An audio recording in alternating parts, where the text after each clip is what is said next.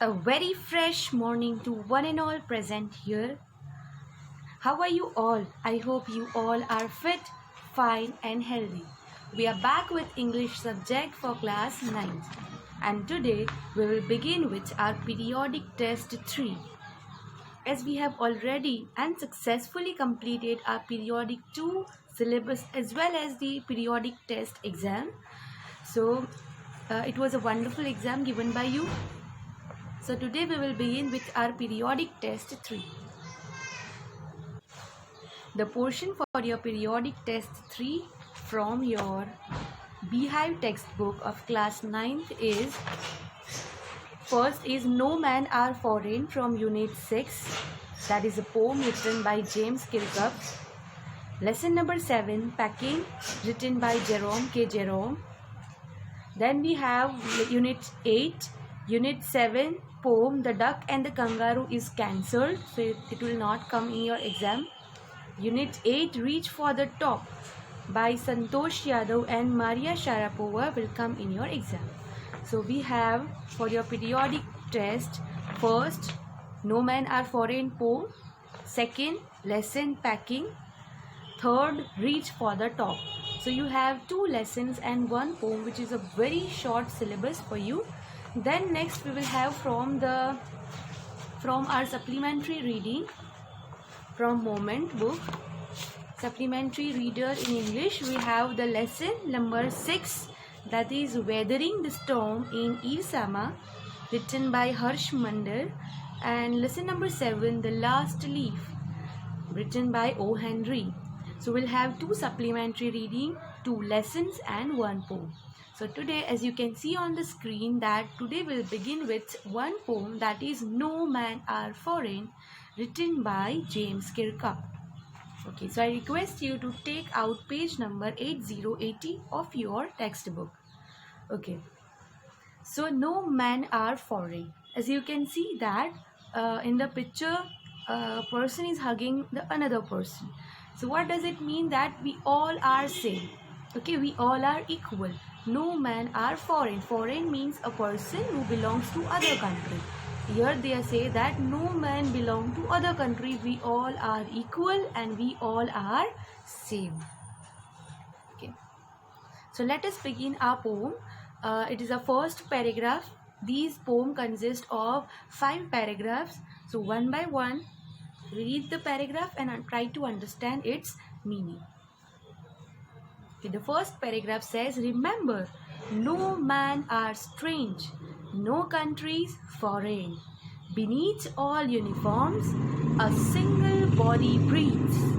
Like ours, the land our brothers walk upon, is earth like this in which we all shall lie. So here the poet tells us to remember that no man are strange. Strange means unknown. So no man are strange and no countries foreign. Beneath means under. So beneath all uniforms, so under all the uniforms, whatever uniforms we wear, as you can see in the picture, the first picture is a picture of a military person and he belongs to America. As you can see the flag behind. Second is a soldier. You can see soldier. He's an Indian soldier. And third is a Japanese soldier. So as you can see, beneath all the uniforms, these soldier belongs to different nations. But beneath all uniforms, we all are same. A single body breaths. That means whatever uniforms we wear, whatever country we belong to, but we all are same beneath all uniforms. Beneath means under. Okay, like ours, the land our brothers walk upon. Just as we walk upon our land, in the same way our brothers walk upon their own land. Is earth like this in which we all shall lie. Okay, so this is the earth in which we are going to lie. That means we are going to die and we are going to get buried. So we are going to lay on a bed that is earth. Okay, nobody says I am going to lie in India or in America, but they are going to lie on earth. Okay, in which we shall lie. So here the poet reminds us again and again that no man are foreign, we all are same, we all are equal. Okay, and beneath all the uniforms, a single body breathes. Moving ahead to second paragraph.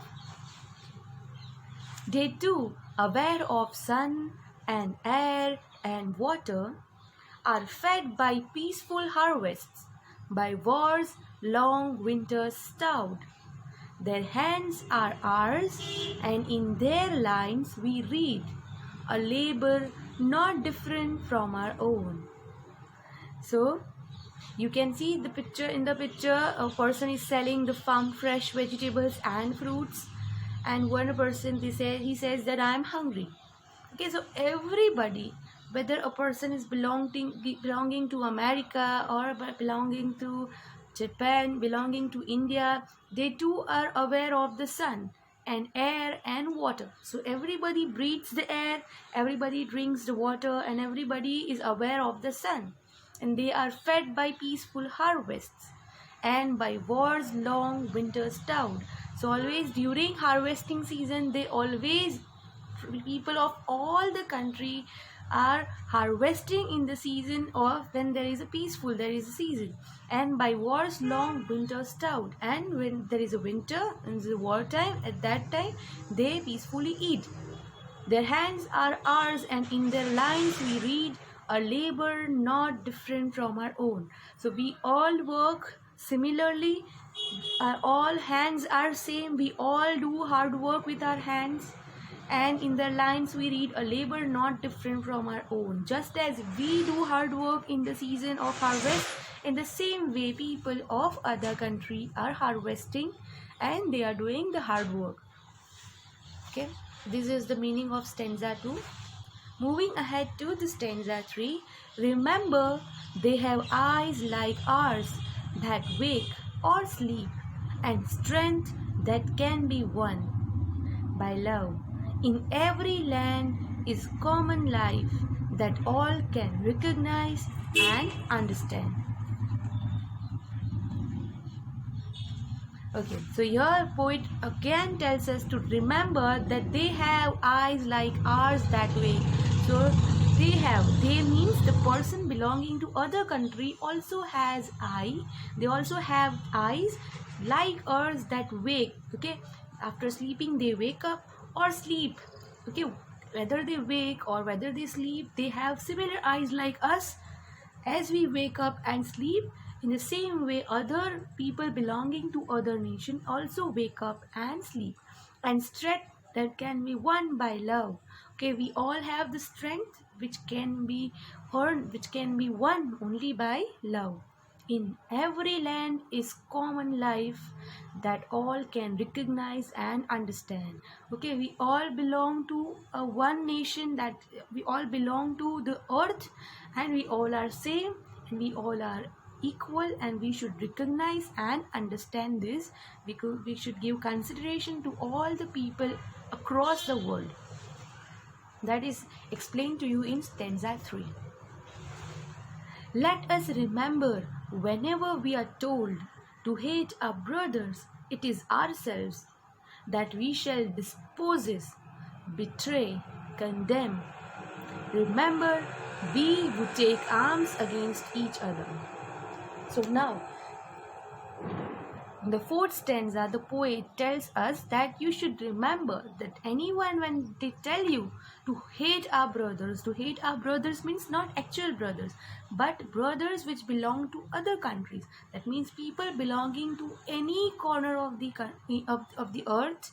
We should not hate them because they are like our brothers. It is ourselves that we shall dispose. Dispose means dislodge and deprive. Okay, betray and condemn.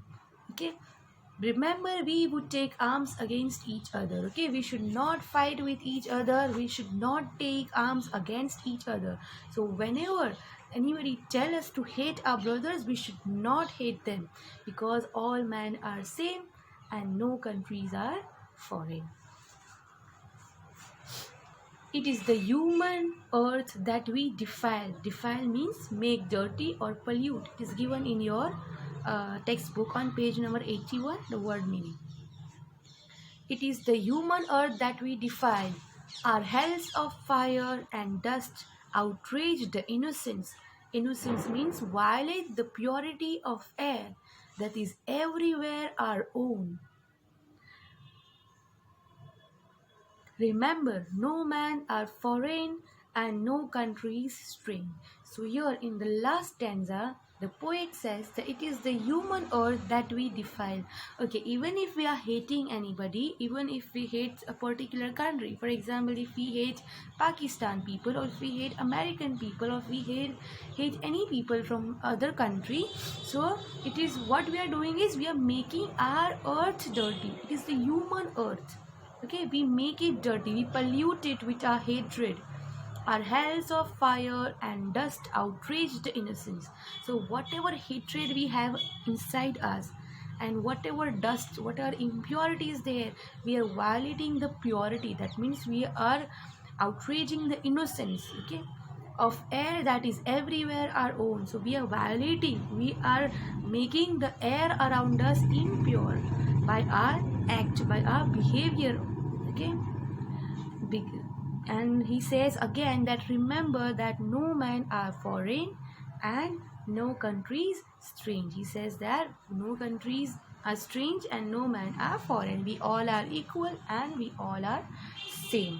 So this is the poem written by James Kirkup. It's a wonderful poem that reminds us that we all are same, and we should not think that we are different from others and others are different from us.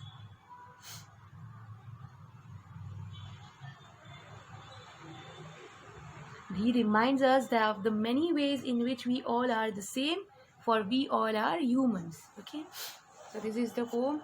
Moving ahead to our literary devices. Here no rhyme scheme is being used. As you can see that rhyming word means when the sound, the consonant sound of the word, the last word of the line, the rhymes are same. Okay, it sounds like the same. Here no rhyme scheme is being used. As you can see, the last words are foreign, breads, upon, lie. These all are, there is no rhyme scheme being used in this poem. Okay, moving ahead to another literary device. Here you can see that alliteration is being used. Okay, alliteration, this is a figure of speech being used. Which literary device? Alliteration is being used. What is alliteration? Alliteration means when a consonant sound is being repeated again. As you can see that body and breathes. In the second line, body, b, b.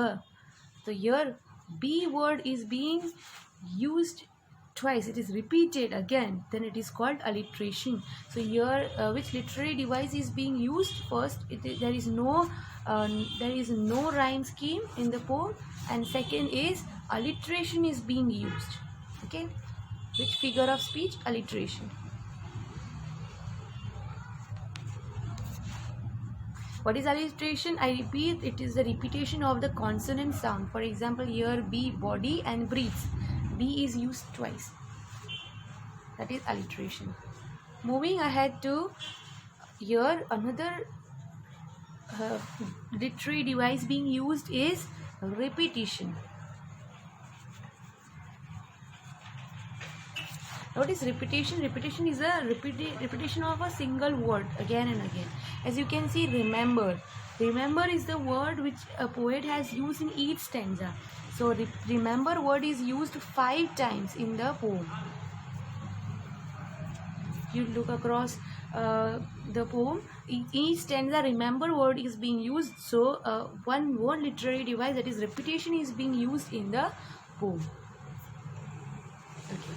Moving ahead to again alliteration in the third stanza. Yes. Now in the second stanza, again alliteration is being used. Again, you can see the word, the consonant W is being used twice. Wars long, winter stout. W is being used twice. So again here alliteration is being used. Another literary device that is being used in the same paragraph, in the second paragraph, is metaphor. Now what is metaphor? Metaphor is a device when indirect comparison of two things takes place. That is called metaphor. So here you can see by war's long winter stout. Okay, so here wartime is being compared, indirectly compared with the winter time. So here there is an indirect comparison between two things, and it is called metaphor. Okay. Another literary device is being used is enjambment.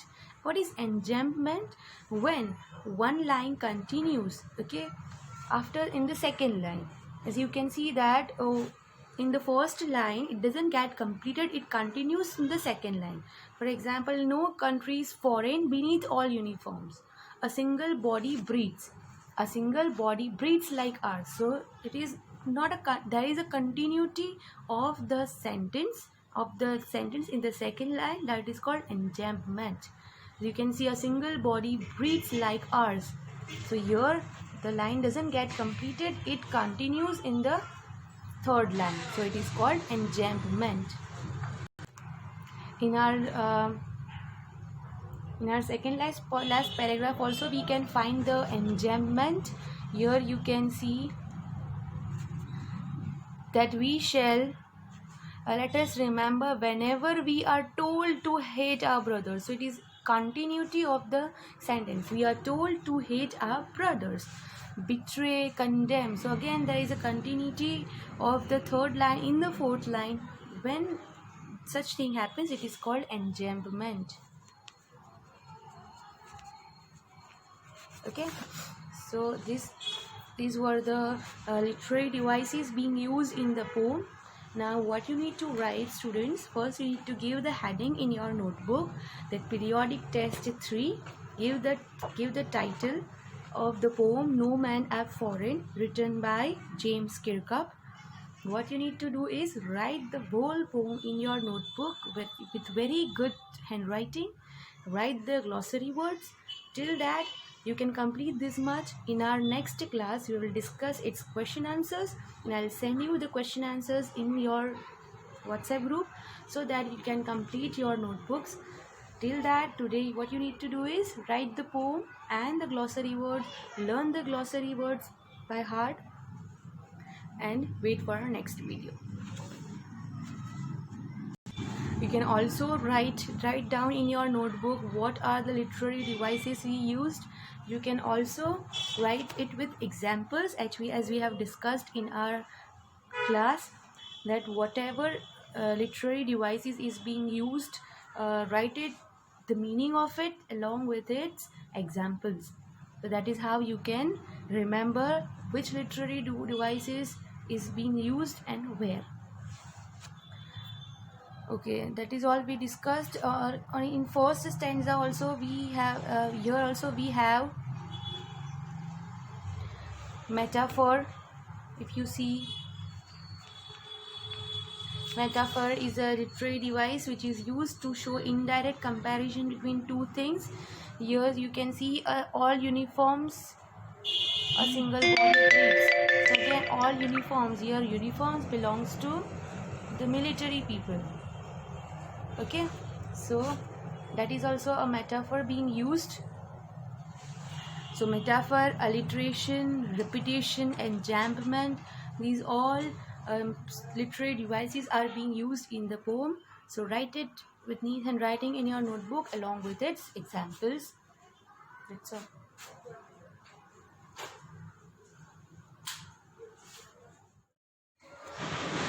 No Men Are Foreign by James Kirkup. This poem begins and ends with the same line. No men are strange, no countries are foreign. It emphasizes the fact that all men are same and equal no matter what country they belong to. All people who live on this earth belong to one human race. The uniforms worn by soldiers of different countries are different, but the human being is the same. All breathe the same way. All the soldiers are our brothers, who walk upon the same earth, and upon their death shall lie in the grave in the same earth. They refers to the foreigners who belong to other countries. The poet says that everyone gets sunlight, air, and water in equal measure, which means that God does not differentiate between people of different countries. All people do farming during the time of peace, life, and eat the things given to them by nature. The way we starve during wars in winter time is the same for those belonging to other countries. The poet says that even their hands are same as ours. They work hard just like we do. He gives all these examples to highlight the similarity between people belonging to different countries.